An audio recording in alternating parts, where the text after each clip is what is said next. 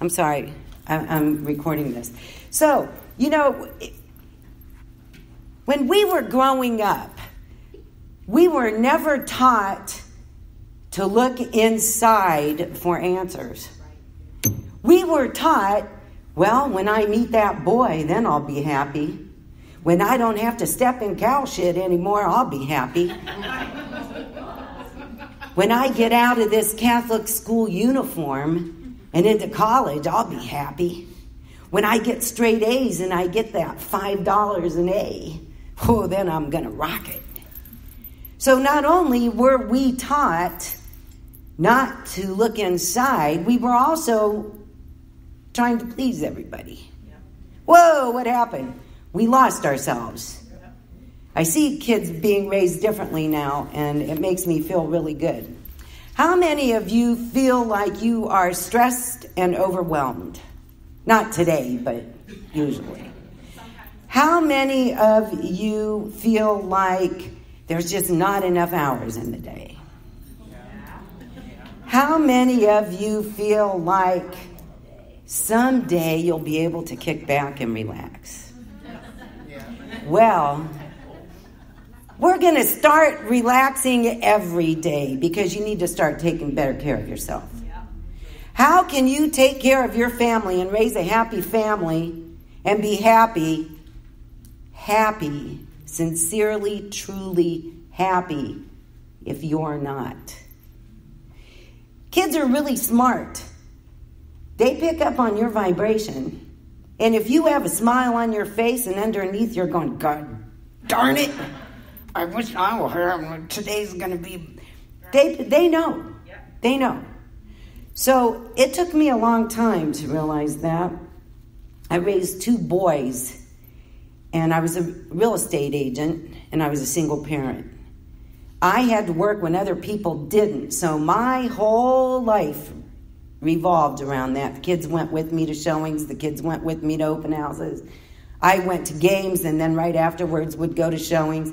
That's how our life was. And it was fine. We were okay.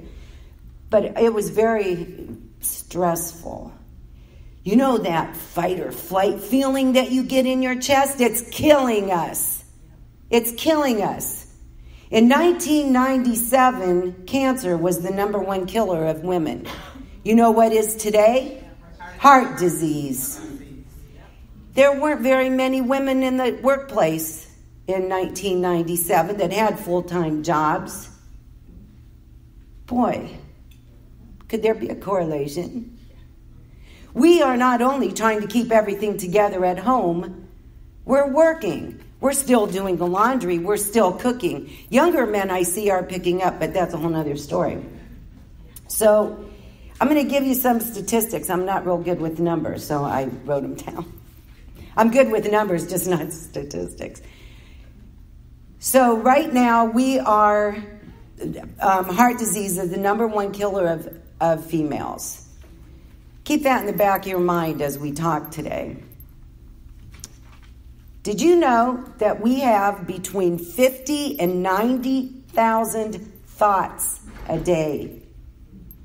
It's no wonder we can't shut stuff off. Business. We're always thinking. Plus, we have all this input.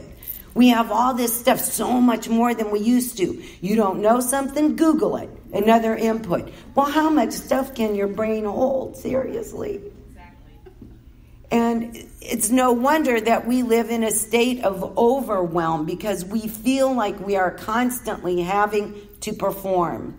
And being women, we have to perform well.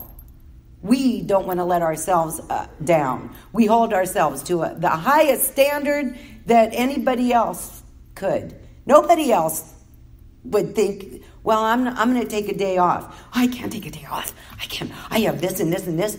Well, who is the other person thinking, well, she doesn't deserve a day off? No, but we think like that. Here's the worst part. So we have a thought every 1.2 seconds. 95% of those thoughts are repetitious. 95%. How many times a day do you think, I have to stop and get milk on the way home from it? Here's even a more staggering thought. 80% of those thoughts are negative. 80%. Well, we have to change that. We have to change it. So it took me a long time. I've been working on this for quite a few years, since I lost everything in real estate in 2009, really. And the answer is mindfulness. That is the answer. Now, mindfulness used to have a different definition. Mindfulness used to be was the only definition, the quality or state of being conscious or aware of something. That's easy. I'm aware that this step is really high, and when I get down, I'm going to jump. So that's easy, to be aware of something, to be aware of our surroundings. We were taught that when you go to a parking lot, be aware. We were taught that. But it's more than that. It's a moment-by-moment awareness of our thoughts, feelings, bodily sensations, and surrounding environment. This is really important. Through a gentle, nurturing lens. Wow. That really says something, doesn't it? It tells us to look at ourselves in a more kindly manner. To not be so self-critical. To keep those standards high, but know that you have room to grow to them. You don't have to be perfect today. Do you? Because you are perfect right now. And you're right where you should be, right at this moment, at any given moment. So I came up with this thing, it's called Magic Mirror. And it's 11 things to make you more mindful every single day. We don't have time to go through all of them, but we will go through as many as we have time for. I think the morning is the most important.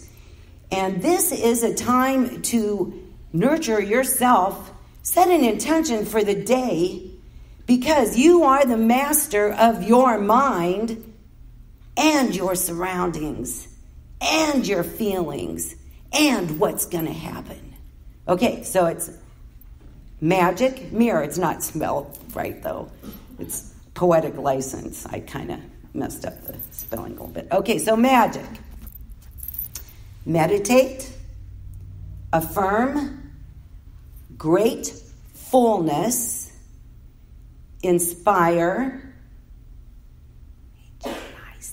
create. Those are the things that you do in the morning. So let's talk about meditation. Meditation does not mean that you have to sit in a room with your legs crossed. Well, I can't even cross my legs, to be honest with you. And it does not mean that. There are so many apps on your phone right now that you can get. My favorite is Calm, but oh my gosh, there's bazillions of them. And you don't need to meditate for hours and hours. What you do need to do is when you wake up in the morning, focus and center for 10 minutes. Bless you. For 10 minutes. It doesn't have to be in perfect silence, because we are not made to do that. We are not monks. There's guided meditations out there. Find one that you like. My very best favorite one is from Mind Valley, the 6-phase meditation. You can either find it on YouTube or on Mind Valley. How many are familiar with that? Okay. It's an excellent meditation. It's really fast. It doesn't give you a chance for your mind to wander. And it really is a very powerful thing. And I'm not going to tell you any more about it because you have to explore it, and I don't have a lot of time. But the thing is, there's Calm. Calm is another one. Explore it and find which one fits you. The most important thing is that you're consistent with it every single day.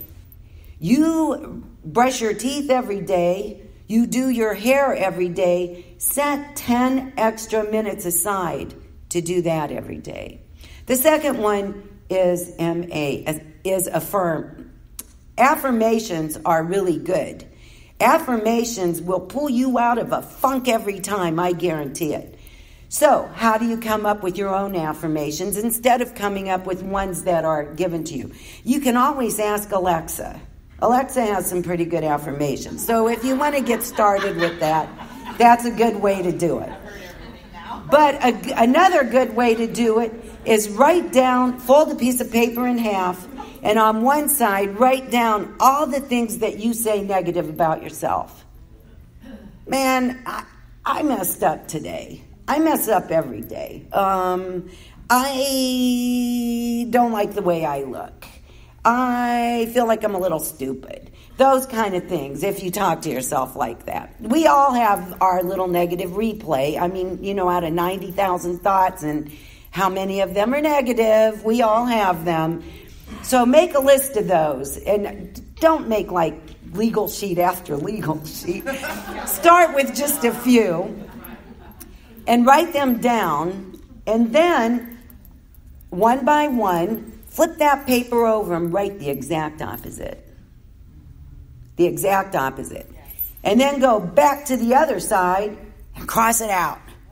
Cross out that one. That's not you anymore. So if you do this every day, you have a different affirmation every single day. I have been doing this now today was my 195th day. Wow. And I'm feeling pretty good about myself today. Thank you very much. Thank you. That's why I'm telling you this works. Okay, so MAG. I don't call it gratefulness. I call it gratefulness. It's gratefulness. What fills you up? And it's something different every day. This morning, it was the freaking sunrise. Wow. God is a fantastic artist. If only I could watercolor like that. Oh, that's a new affirmation. So you can become different. You can feel yourself grow over time. And whatever can be measured should be measured. That's why I have counted these days. I used to be much more sporadic at meditating, and now that I've done it that many days in a row, I'm here to tell you it works. It works. Okay, so MAG, gratefulness, that's where we were. So every day you can be grateful. It could be something as simple as, I love my house. Oh man, that pillow last night, that really supported my head well. It can be something as simple as that, or it could be something really general. If you woke up kind of crabby, I have a roof over my head and food to eat. Yes. There is always something in your life to be grateful for. So MAGI, inspire. Now this is something that I do kind of look outside of myself for, because I'm a firm believer in the law of attraction. And I think what's going to come to me that day, what message I'm supposed to hear, often is not a coincidence. So a lot of times I'll pick up a Wayne Dyer book. I have several books like Marianne Williamson. I have a bunch of inspirational Deepak Chopra. Or I'll ask Siri. Siri is a very good friend of mine. To look up a quote. Maybe I'm focused on feeling energetic that day. And I'll be darned if she doesn't come up with some really good inspirational quotes about energy. And that will be my inspiration for the day, and I carry that with me. MAGIC. Oh, this is the most important one. Create. Create your day. Create how you want that day to play. From the time you eat your breakfast to the time you go to bed. If you have important meetings that day, if you're giving a presentation, like I saw all of you this morning, you want to create how that's going to go. You were supposed to laugh at that. In my creation this morning, that was going to get a laugh. So you want to create that day, and sometimes it's really hard because you don't know what's going to happen, but create the way you want to feel. And you know what? When you go into the office and your boss starts, it's not going to bother you because you've